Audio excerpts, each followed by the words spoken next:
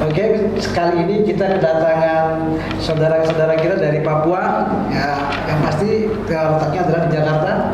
Tepatnya pada hari ini Jumat ya, kita bersama di sini. Mungkin kakak saya Marjudin dengan kakak siapa?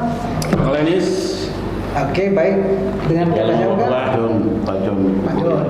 Dengan kakak siapa? Bapak Charles Landingbo. Bapak Charles Landingbo. Baik, kali ini saya ingin bertanya dikarenakan terima kasih telah datang dalam kesempatan ini kepada kami orang kakak di sini. Terima kasih kan. Kebetulan kita juga sedang ingin mengupas terkait tentang badan pengarah ini, terkait Perpres yang sedang keluar ya, Perpres nomor 121 ini tahun 2022. Baik kakak, kami ketahui juga kakak Lenis Kogoya ini adalah sebagai ketua LMA provinsi Papua. Provinsi Papua ya, Papua ya kan? Nah, provinsi Papua, dan juga kakak ada juga di staf ahli Kantor Staf Presiden. Kantor Staf Presiden ya. Baik, terima kasih kak. Dalam hal ini mungkin terkait tentang Papua ini ada otonomi khusus ini. Ini kami ingin bertanya sama kepada kakak, bagaimana sih tanggapan kakak tentang peraturan Presiden nomor 121 tahun 2022 tentang Badan Pengarah Percepatan Otonomi Khusus Papua. Nah, ini mungkin kakak bisa jelaskan kepada kami bagaimana sih sebetulnya tentang ini tanggapan kakak. Baik, Assalamualaikum warahmatullahi wabarakatuh. Salam sejahtera untuk kita semua pemirsa di tanah Papua dan pada umumnya dari Sabang sampai Merauke. Malam hari ini saya Lenis Kogoya bisa bertemu langsung melalui media bersama dengan abang kita media Pak Masuki dengan Ginting. Siap. Kami akan memberikan satu ucapan adanya keputusan Presiden Republik Indonesia, yaitu Peraturan Presiden nomor 121 tentang Badan Pengarah Percepatan Pembangunan Otonomi di Tanah Papua. Dalam hal ini, pertama-tama atas nama rakyat Tanah Papua, saya sebagai Kepala Suku Papua dan Papua Barat dan 3 provinsi baru mengucapkan terima kasih kepada besar-besarnya kepada Bapak Presiden Republik Indonesia dengan Wakil Presiden dan sekaligus diangkat juga Ketua Pengarah. Dan juga kami tidak akan melupakan kepada Bapak Presiden, Wakil Presiden, juga kami punya orang asli Papua bisa menempatkan sekretaris eksekutif dan Dewan Pengarah kantor Wakil Presiden Republik Indonesia, yaitu saudara kita Felix Wonggai saat ini bersama. Artinya Felix Wonggai adalah staf khusus Presiden zamannya Pak SBY. Kami orang Papua. Saya staf khusus Presiden RI zaman Pak Jokowi. Kami 2 sama eselon 1. Jabatan sama. Berarti kakak sekarang eselon 1 ya kan? Saya eselon 1, Pak. Baik. Jadi kami 2 jabatan sama. Jadi kami sama-sama eselon 1. Itu di fungsional kan ya? Fungsional. Baik. Jadi jabatan kami sama. Itu yang kami ucapkan terima kasih. Masalah tanggapan keputusan Presiden ini sama juga dulu zamannya Pak SBY. Itu sama percepatan pembangunan Papua Barat dulu. Sekarang percepatan pembangunan ini yang keluar ini itu sekarang diketuai oleh Wakil Presiden. Dalam hal ini saya melihat syarat-syarat untuk mengelola atau untuk melaksanakan jangka waktu 2 tahun yang tengah berjalan. Itu ada kriteria yang ditetapkan keputusan Presiden adalah bukan PNS, bukan mantan MRP atau MRP atau DPRP atau partai politik.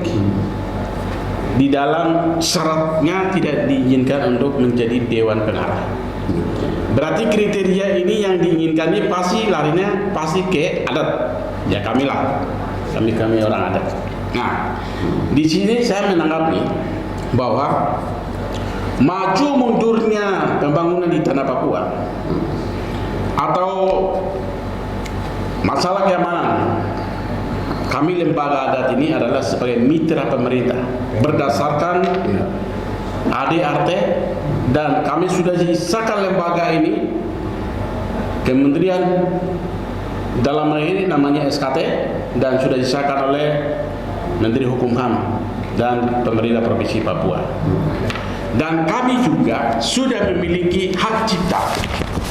Hak cipta artinya, hak cipta itu salah satu pasal yang di sini sudah disahkan oleh menetapkan pasal lahirnya pasal 6A Undang-Undang Nomor 2 Tahun 2021 tentang otonomi khusus Provinsi Papua, surat pencatatan hak cipta. Berarti DPR Tanah Papua yang berhak untuk menentukan adalah lembaga masyarakat adat Provinsi Papua secara hukum sah. Berarti jatuh bangunnya, maju mundurnya pembangunan Tanah Papua adalah kepala suku yang ada di kampung di sana. Ya, amin. Struktur lembaga adat itu adalah tingkat provinsi, kabupaten, distrik, sampai di kampung. Sampai hari ini eksis, membuktikan tanggal 1 Juni tahun 2022 hari lahirnya Pancasila di tanah Papua khusus di Lembah Wamena.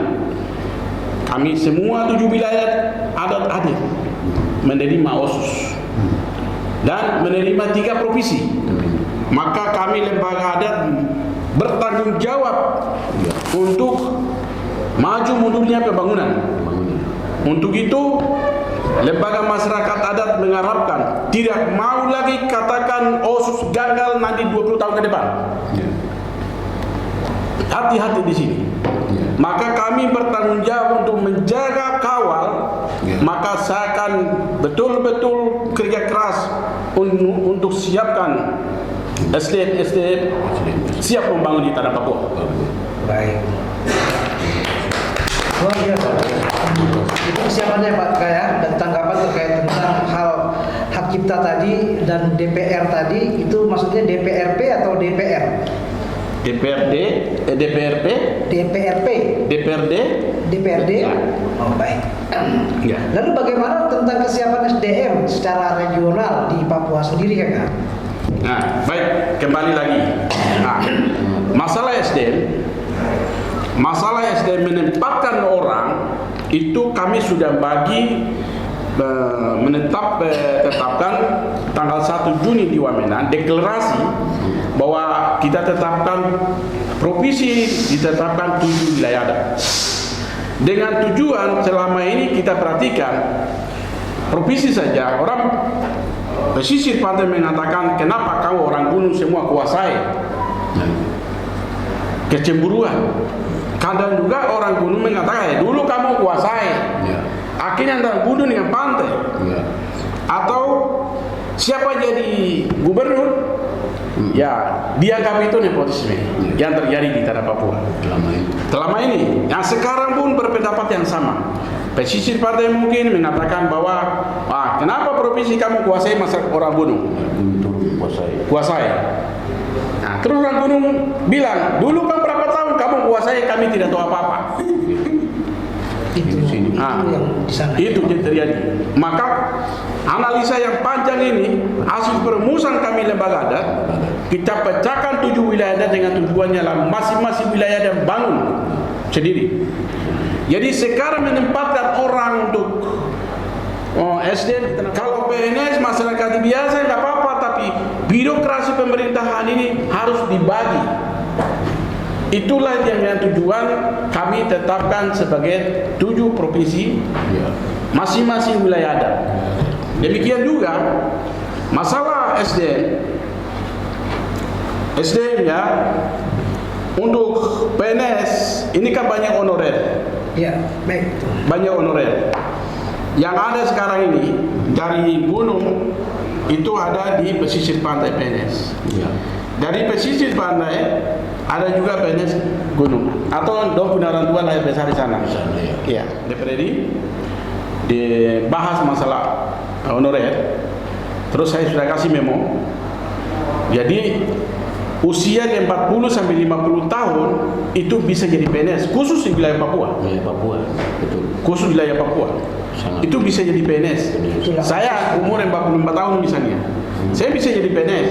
Sangat. Itu kebebasan dari pemerintah berikan kepada orang Papua. Papua. Kalau pantai tidak di Jawa tidak ada. Hanya khusus di Papua. Di Papua saja berlaku. Ya. Itu undang-undang otsus tadi. Ya, Sudah ada. maka harus orang asli Papua itu umur 50 tahun bisa jadi PNS. Maka yang ada di honorer umur 20 tahun atau 50 tahun itu kita kasih sebagai penghargaan keputusan tersendiri. Tapi umur profesional di bawah itu kita akan bikin sistem rekrut yang seperti yang biasa. Jadi honorer itu tahun ini, tahun depan harus habis, tidak ada lagi. Tak boleh lagi ada honorer. Itu yang kita dorong untuk Pak SDM. Terima kasih kakak. Lalu kalau tentang SDM khususnya untuk wilayah adat masing-masing, kira-kira bagaimana nih? Atau tanggapan daripada untuk daerah-daerah wilayah cakupan terkait wilayah adatnya, tolong juga bisa diberikan penjelasan bagaimana tentang kesiapan ataupun persiapan daripada wilayah adat masing-masing. Saya sudah kasih tahu berapa kali sudah keluar media. Masing-masing honorer itu ada ketua-ketua korlapnya sudah ada di wilayah masing-masing. Oh. Jadi mereka bisa didata masukkan ke masing-masing PKD. Nanti kalau di situ merasa ada kecurangan dan sebagainya, mereka bisa lapor ke kantor lembaga adat. Saya sudah arahkan. Jadi nanti ke depan bukan saja untuk PNS, tetapi juga pengusaha orang asli Papua juga sama. Itu harus prioritaskan orang asli Papua, pengusaha. Kalau PNS ini, karena di sini ada 3 kelompok di Papua. Ada mama papa Papua, ada lahir besar di Papua, ada juga non Papua tetapi sudah lama mengabdi sana ada. Jadi kita harus dibagi. Orang asli Papua kita ambil 100% misalnya. Lahir besar di Papua ambil 80% misalnya. Terus pengabdian lama di Papua mungkin 60-70%. Gitu dibagi. Karena orang besar di sana, pengabdian di sana tidak mungkin dia ke Jawa lagi.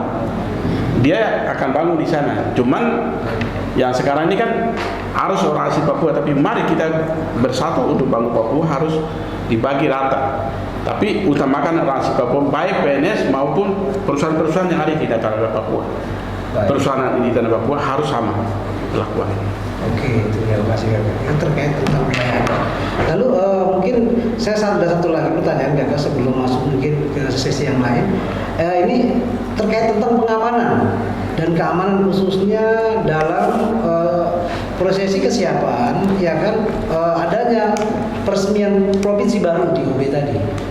Ya kan, mungkin kami juga di Jakarta ini juga ingin mengetahui juga lebih jauh tentang bagaimana sih teman-teman LMA di sana, ya kan, memprosesikan juga terkait kemitraan tadi, ya kan, bersama dengan keamanan negara di sana untuk mempersiapkan keamanan dari sisi peresmian provinsi baru tadi. Baik, itu mungkin saya persilakan.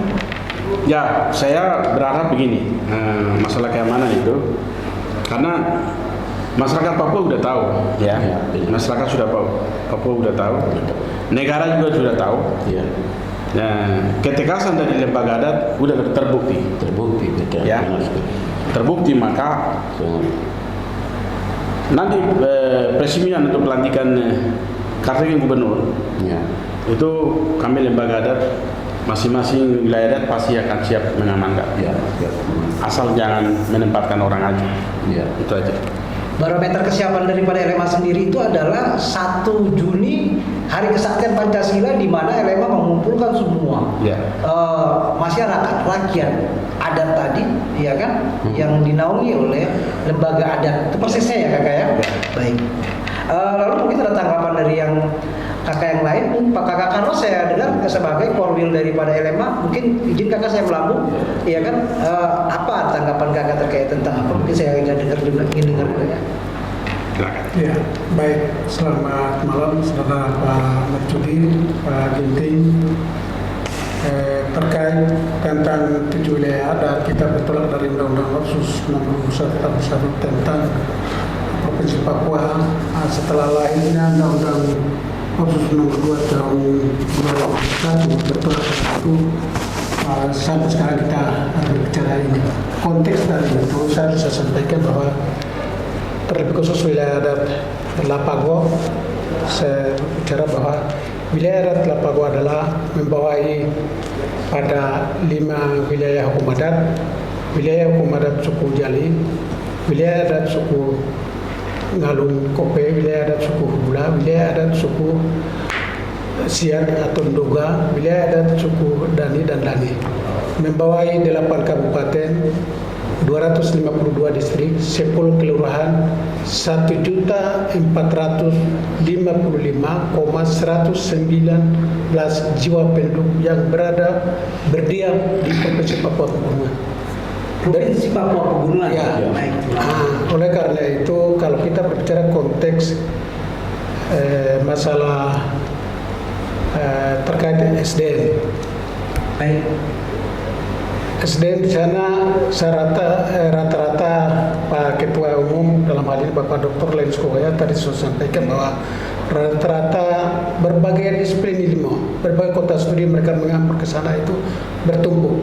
Tapi kita komitmen bertolak dari Undang-Undang Otsus memberikan ruang atau memberikan kesempatan bahwa ada satu aksion lebih prioritaskan utama adalah pada orang asli di sana umur sampai 50 tahun diberdayakan. Itu kami sangat terima kasih kepada pemerintah pusat bahkan pemerintah daerah karena kami semata-mata diperkecilkan, memberikan kesempatan tidak bisa, tapi ada memberikan ruang. Kami sangat terima kasih. Iya. Siap. Intinya itu.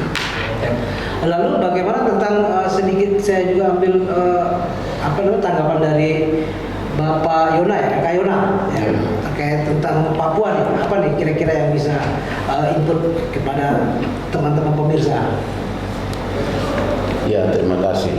Selamat malam untuk kita semua. Ya, saya mau sampaikan titipan bahasa saya dari masyarakat saya yang berdiam diri di baik yang ada di gunung yang tidak pernah lihat sampai yang ada di perkotaan. Nah, itu yang saya datang sampaikan di sini ke negara supaya badan yang resmi yang mereka akui di sini jalan dengan masyarakat yang mengenal betul daerah itu yang figur yang terbaik, orang ini yang amankan Papua, orang ini yang nanti bisa lihat masyarakat yang betul akar rumput semua kan rasakan begitu. Itu adalah lembaga masyarakat adat ini, bukan dewan adat. LMA ini tidak pernah bikin, dia adalah pendamai, ya pendamai. Jadi pendamai itu diciptakan di Papua untuk negara juga. Jadi negara harus tahu itu. Saya bingung negara Republik ini. Kalau besok LMA ini tidak di sana, Papua jaminan aman atau tidak? Baik, oke, ini parameternya dari posisi 1 Juni ya. 1 Juni. Artinya LMA sudah berbuat. Sudah terbukti. Terbukti bahwa itulah LMA. Siap. Itulah harapan daripada Hormat. masyarakat LMA di sana. Baik. Terima kasih. Oke, untuk membersihkan waktu kita undur diri dulu dan dalam hal ini sesinya kami ucapkan terima kasih kepada kakak Lensko Goya dan kakak Carlos juga kakak Yon yang sudah datang ke interaksi kami. Ya. Oke, baik, terima kasih. Akhir kata kita sampai juga di penghujung acara. Terima kasih untuk kehadirannya datang kakak ke redaksi kami. Oke, untuk itu kami ucapkan terima kasih. Salam juang, merdeka. Merdeka.